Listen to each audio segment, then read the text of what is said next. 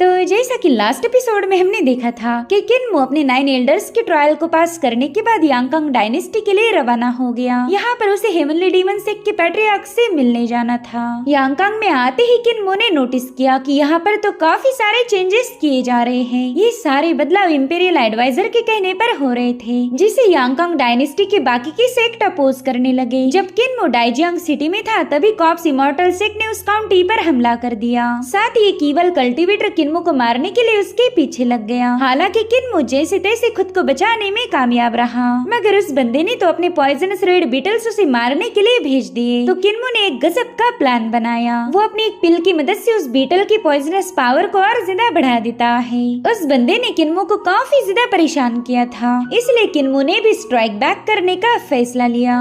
अब आगे तो इस एपिसोड की शुरुआत में हम कॉप्स इमॉर्टल सेक्ट के उसी ईवल बंदे को देख पाते हैं जो कि अपने रेड बीटल्स को समन कर रहा था।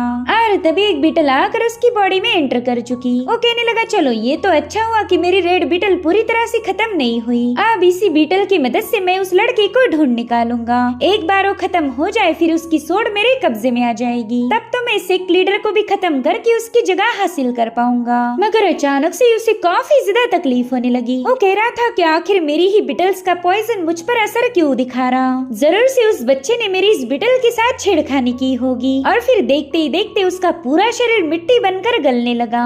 किन्मो से बता रहा था कि मैंने बड़ी ही चालाकी से अपना बनाया हुआ पॉइजन तुम्हारे बीटल में डाल दिया है, चलो अब भाड़ में जाओ। और होता भी बिल्कुल वैसे ही। वो बंदा एल्डर माँ ने वहाँ पर समन की हुई कॉफिन में गिर जाता है, जहाँ पर उसकी बड़ी भयानक तरीके से मौत हो गई। तो किन्मो वहाँ आकर उस पर लीड लगा देता है। वो कह रहा था कि ये कॉफिन तो मुझे जानी पहचानी लग रही। उसे कोई आइडिया नहीं थी कि ये कॉफिन ग्रैंडपा माँ अपने साथ लाए थे। तब किन्मो उस पर आग लगाते हुए कहने लगा कि यहाँ पर मैंने ग्रैंडपा मास का तरीका अपनाया। उन्होंने मुझे सिखाया था कि अगर तुम दुश्मन को हरा ना पाओ तो सिर्फ उन्हें पॉइजन दे दो। वाह क्या गजब की सलाह थी। जिस पर हुलिंग भी अपनी मुंडी हिलाते हुए हाँ बोलने लगी। अब किन्मो जंगल से बाहर आते ही कैरेज उसके सामने आकर रुक जाती है। तो किन्मो तुरंत ही उन्हें युवान चुयो ने दिया हुआ ट्रैवलिंग टोकन शो करने लगा, जिसे देखो बंदा कह रहा था कि शायद तुम लीजाओ प्रीफेक्चर के मिस युवान के कैंडिडेट हो, तो प्लीज ऑन बोर्ड हो जाए। तो किन्मो भी तुरंत ही उस मैसिव कैरेज पर चला गया, जहाँ पर कल्टीवेटर के लिए ट्रेनिंग एरिया बनाया गया था। साथ ही साथ इस कैरेज में एक लाइब्रेरी भी बनाई गई थी, जहाँ पर कल्टीवेटर्स पढ़ाई कर सके। तो अब वहाँ पर एंटर करते ही किन्मो ने अपना नाम बता दिया। कुछ लोग कहने लगे कि कहीं ये बंदा किन फैमिली का यंग मास्टर तो नहीं है, मगर एक दूसरा बंदा कह रहा था कि सरनेम सेम होने से कुछ नहीं होता। ये बंदा लीजाओ प्रीफेक्चर के ट्रैवलिंग टोकन का यूज कर रहा है। इससे क्लियरली पता चलता कि ये नोबल फैमिली का सदस्य नहीं है। उतने में वे योंग नाम का बंदा उन्हें डांटने लगा।